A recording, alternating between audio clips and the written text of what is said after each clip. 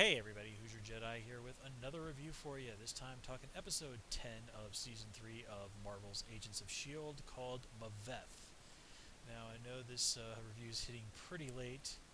Um, yeah, season finale week happened to drop on a really tough week at work. And Tuesday was one of the toughest of those days. I literally was like working for like 3 hours when I got home. So trying to do that, I mean, literally, I'm working during the commercials on Flash and Agents of Shield, and yeah, it's only just over the weekend that I've had enough time to sit down and get ahead on things. So now it's just like, okay, now I can kind of take care of my hobbies a little bit more, and that of course includes this channel. Real life has to come first, right? Anywho, let's get right into this. And I have to say, as far as mid-season finales go, this is a pretty spectacular one. We get to see Ward and Hydra and Fitz go to the alien planet, which is, I suppose, named Maveth. Not really quite sure how that information was supposed to get across. I don't remember the word even being mentioned on the show at all, and if this is someplace from the comics, it certainly doesn't ring any bells with me. But anyhow, let's get right into it. And let's just kind of talk the Earth side of things first, and then we'll talk about what happens on the alien planet. So we get to see the Secret Warriors finally deployed in action. Joey gets to discover that he can melt bullets, and his reaction to that was pretty hilarious. And I love how they talked about how yeah, look, everybody's scared going into this mission, except May. And then I really liked how he melted the bullets and they hit him, and then he still staggered back because bullets still have force and weight. I mean, it's not possible, like in the movies, to blow somebody across the room with a shotgun or something like that. But still, you're gonna feel something like that.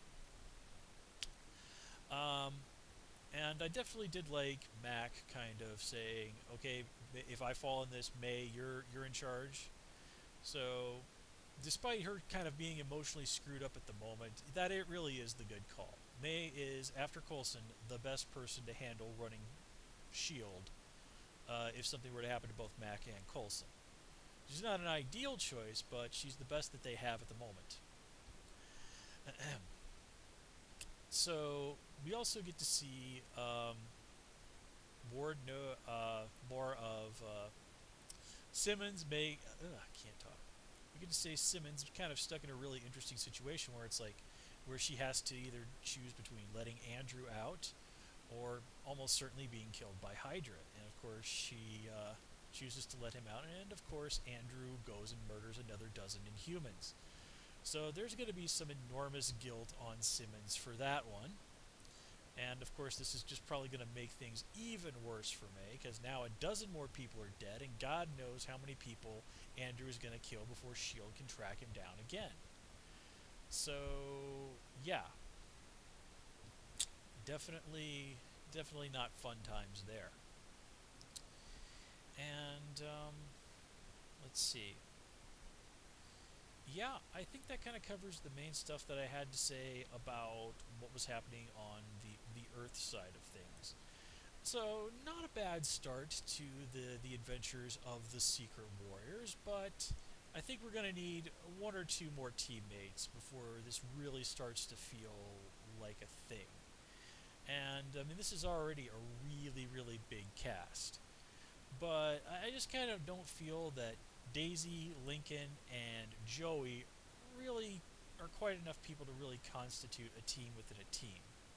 So, maybe somebody else is going to get put to the sword before the end of the season.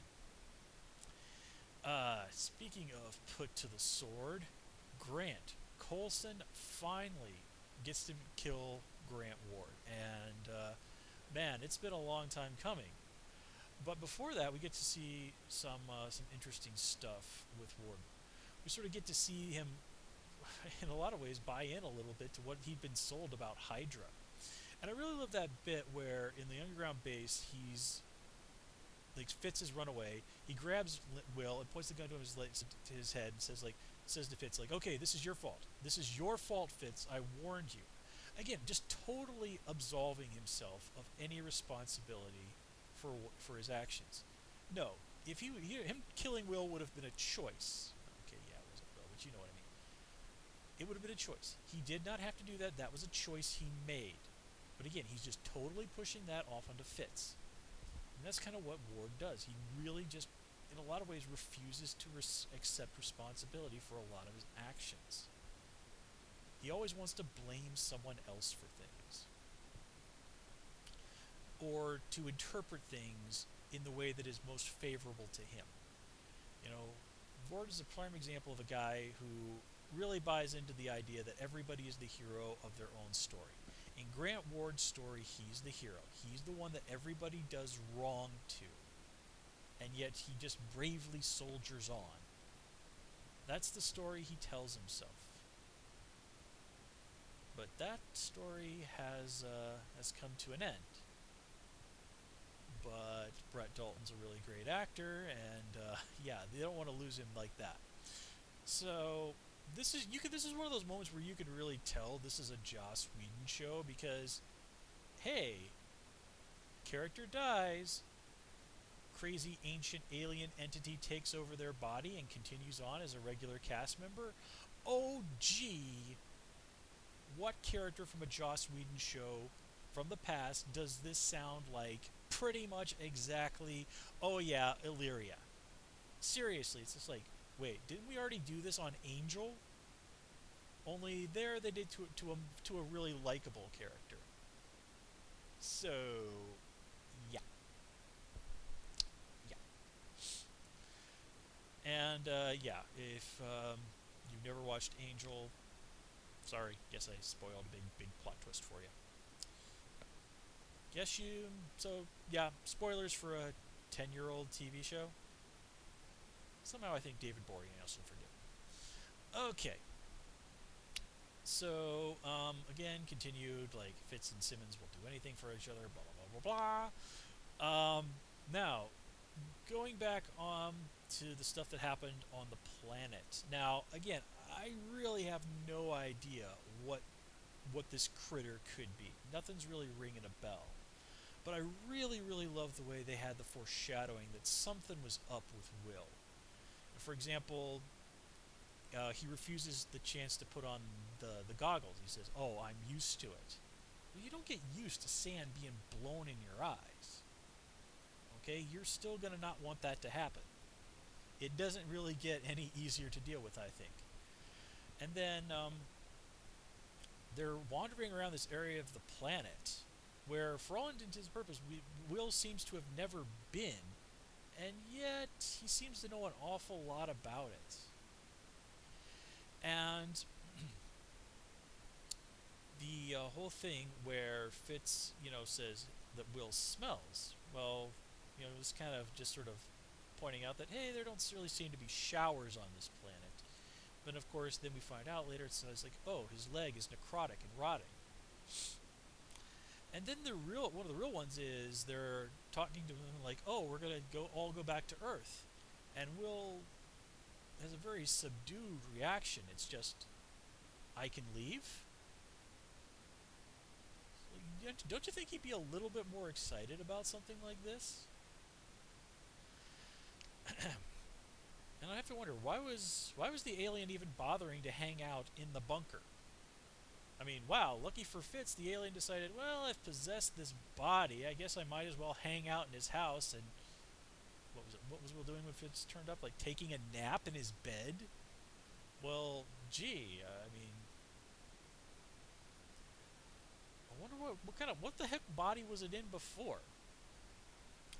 And speaking of this alien, notice how Mac seemed really like, oh, there's this weird alien that's ancient and powerful hanging out on this planet? Seriously?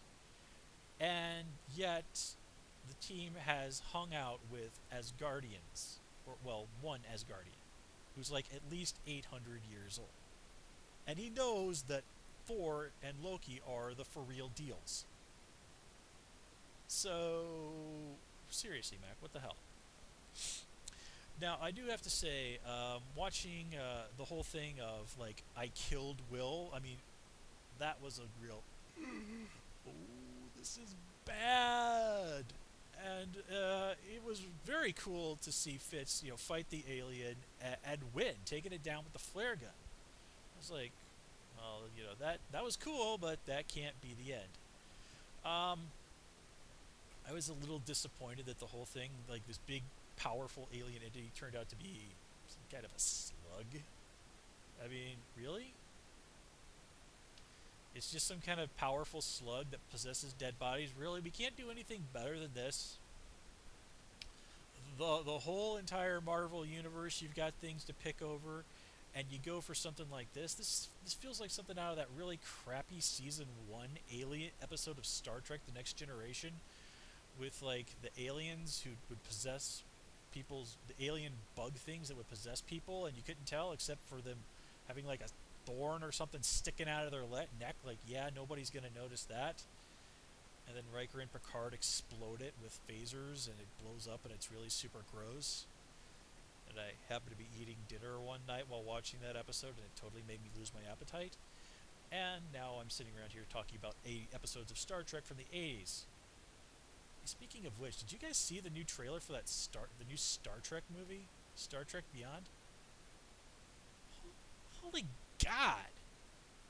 Holy God, does that look like it's gonna suck? I mean, I really try not to be negative about that sort of thing, but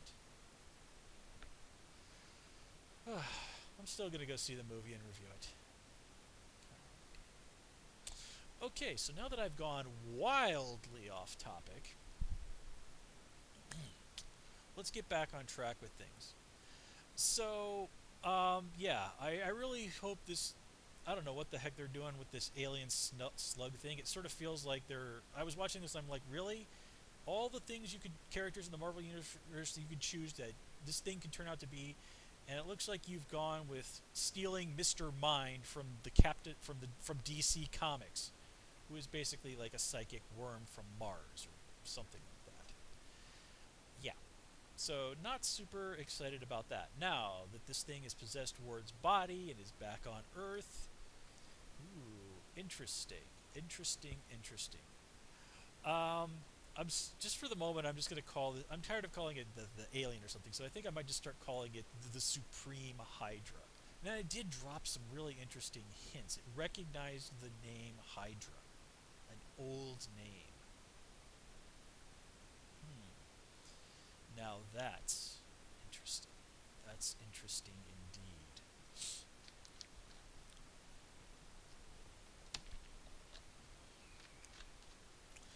And again, that's also another one of those clues that something was up with Will. He would have just said something like he said an old name rather than like what those Nazi guys from World War II, which is what probably most people would have said.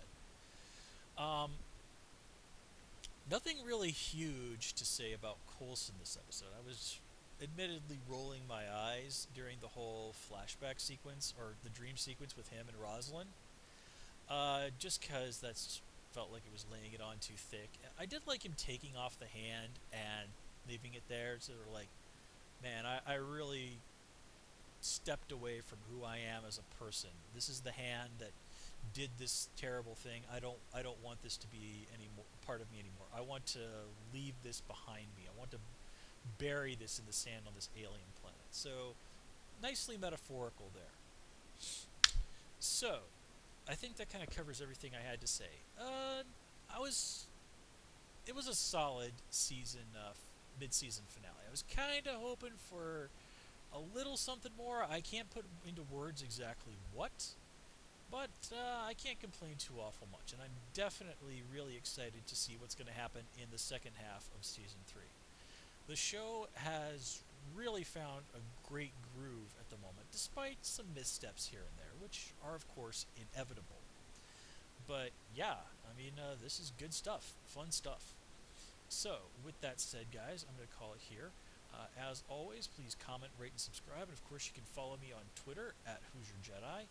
Until next time, take care and have a good one.